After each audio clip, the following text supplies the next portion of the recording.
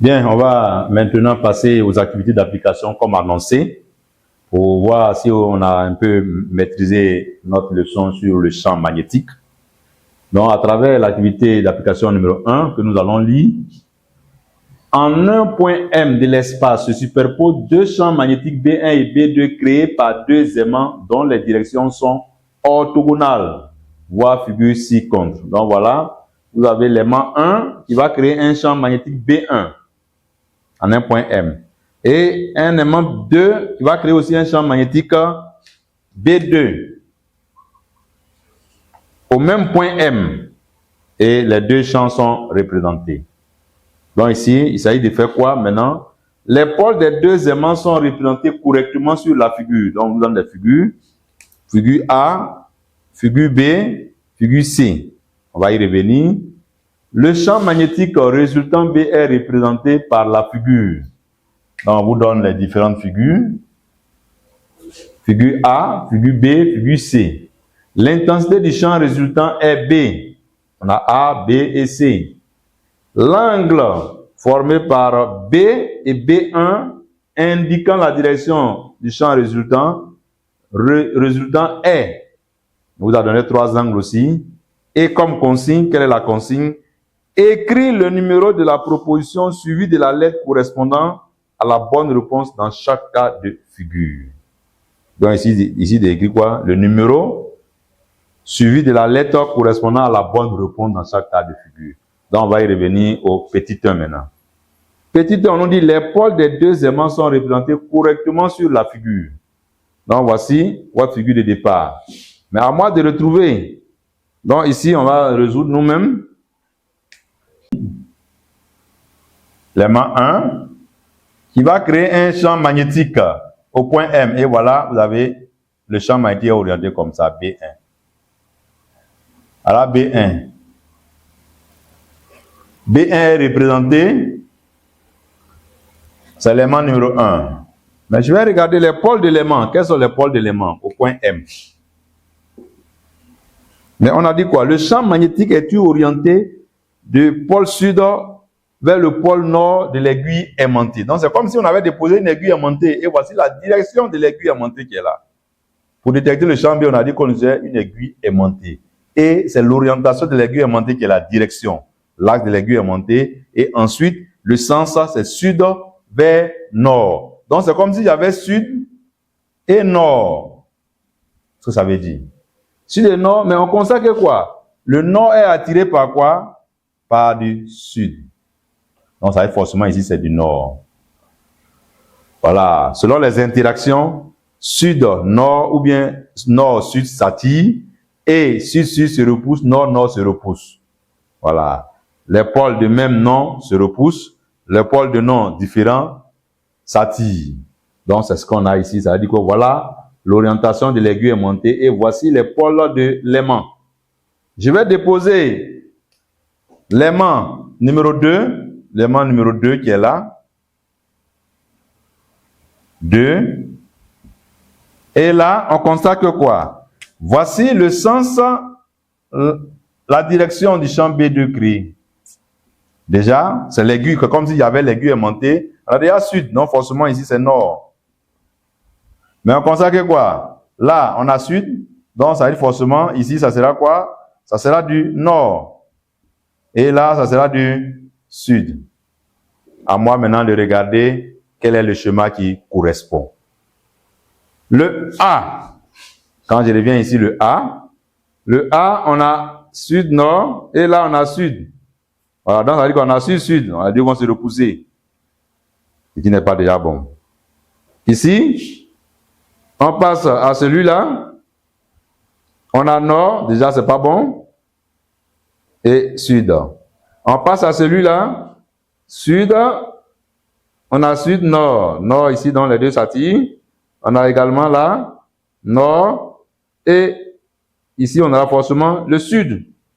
Voilà, donc ça veut dire quoi? Le schéma qui peut respecter ici, c'est quoi? C'est le schéma numéro C. Voilà, la lettre C. Donc je vais dire 1, j'aurai C. Le C. Voilà. Au deuxième, le champ résultant, le champ magnétique résultant est représenté sur la figure. Vous voyez, le résultat, ça veut dire quoi? La somme des deux vecteurs champs. Je vais faire la somme des deux vecteurs champs. Ici, vous avez, on veut faire la somme des deux vecteurs B1 et B2. B1 plus B2, on fait quoi? On translate celui-là, on translate la même dimension. Et on fait quoi? On va tracer maintenant la résultante des deux qui va de là à là. Somme des deux vecteurs. Et c'est lui qui est le B. Donc, à moi maintenant de regarder dans quel cas ça se trouve. Quand je vais regarder, je constate que c'est le B. Donc ici, je mets 2B. Voici pour le résultat. On continue toujours. On va aller maintenant. L'intensité du champ résultant est. On a donné 3 valeurs. À moi de trouver la valeur du champ B résultant. Je vais faire toujours sur mon brouillon. Le B résultant, c'est lui qui est là. On constate que quoi? Ça, tout à l'heure, j'ai dit quoi? C'était le B2. On constate que nous avons un triangle rectangle. Donc, je peux appliquer quoi? Je peux appliquer Pythagore. Pythagore qui nous dit quoi? B carré, l'hypoténuse carré égale à quoi? B1, le côté adjacent au carré, plus côté opposé carré. Voilà, carré. Donc, ça veut dire que le B sera donc égal à quoi? Racine de B1 carré plus B2 carré. Application numérique égale à racine. Les valeurs sont données. On a donné du 3 à 10 puissance moins 3.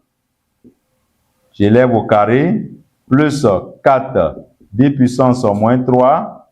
Élevé au carré. Et là, maintenant, je vais prendre la machine et faire le calcul. Dans le calcul avec la machine, on va calculer racine de 3 10 puissance moins 2 au carré plus 4 10 puissance moins 3 au carré. Racine, quand je prends, ça me donne 5 10 puissance moins 3. Donc, voici la valeur 5 10 puissance moins 3 Tesla. Je vais regarder, je vais identifier ici maintenant quelle est la meilleure réponse. 5 10 puissance moins 3 correspond à quoi? À la lettre C. Donc, j'aurai 3 alors du C. Il reste maintenant le 4. Le 4, on nous demande quoi? L'angle. L'angle que fait B et B1. B et B1. Voici l'angle B1. Voilà B et B1. L'angle, c'est lui qui est là. Mais je vais appliquer quoi? Je peux appliquer tangente. Tangente qui me dit quoi? Côté opposé sur côté adjacent. Donc, j'aurai tangente alpha égale à B2 sur B1. B2 est connu. B2 c'est égal à quoi? À fait 4 10 puissance moins 3. Et lui, ça fait 3 10 puissance moins 3. Je simplifie. Égal à 4 divisé par 3. Alpha, maintenant, je fais quoi? Alpha égale à tangente moins 1 de 3 de 4 tiers. De 4 tiers. Donc, je prends la machine. La machine, on va prendre notre calculatrice. Et on fait seconde fonction. Tangente. Donc, quand on fait seconde fonction, tangente moins 1 apparaît. Facteur de, entre parenthèses, 4 tiers. Et là, alpha sort, vous êtes en mode degré bien sûr, sort 53,10. C'est égal à 53,10. 53,10 degrés, je vais regarder, ça correspond à quel? Ça correspond à C. Donc là également, j'ai la lettre C.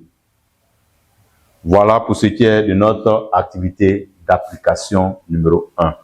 Donc ça nous a permis de savoir comment on peut trouver l'orientation du champ B à partir d'une aiguille aimantée. Voilà. Quand vous avez un aimant, comment on peut avoir l'orientation du champ B? vous avez un aimant, comment on peut? Par exemple, j'ai un aimant qui est là. Si j'ai un aimant qui est déposé là, là par exemple, et on nous dit, ici est nord, et ici c'est sud. Si depuis une aiguille aimantée ici, forcément, l'aiguille aimantée, on va avoir quoi? C'est sud qui sera ici, qui sera attiré, et nord là. Donc, on aura quoi? L'orientation, si je vais donner, on dit c'est l'axe de l'aiguille aimantée. Donc, l'axe, c'est suivant cette droite. Et le sens, ça sera quoi? Ça sera du sud vers le nord. Donc, on aura comme ça. Voici le champ B créé par ce aimant qui est là. Donc, c'est simple. Quand vous avez un aimant, regardez les pôles. Les pôles de noms différents vont s'attirer. Quand je vais déposer sud-nord, les deux, c'est celui-là qui sera attiré par nord.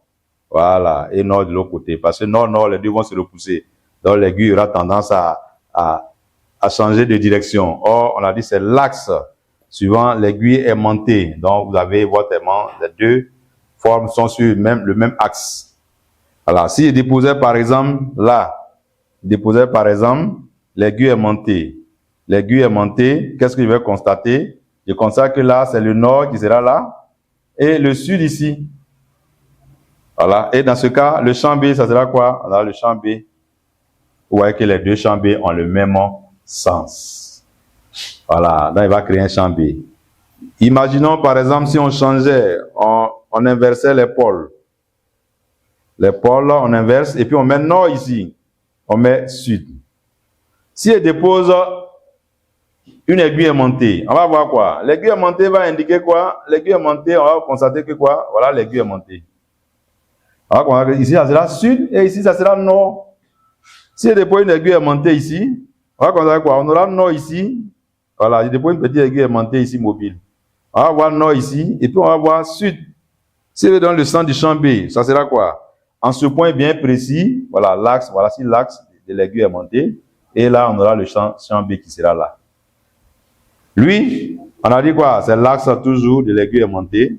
Et là, on aura le sens du champ B. Vous voyez, le champ B a le même sens. Voilà. C'est-à-dire qu'avec l'aiguille aimantée, vous permet de détecter la direction et le sens du champ B. Voilà ce qu'on voulait faire ressortir. À partir de là, vous pouvez désormais représenter le champ B en un point quelconque. Le champ B créé par un aimant. En un point quelconque. Merci. Nous allons passer à l'activité d'application 2.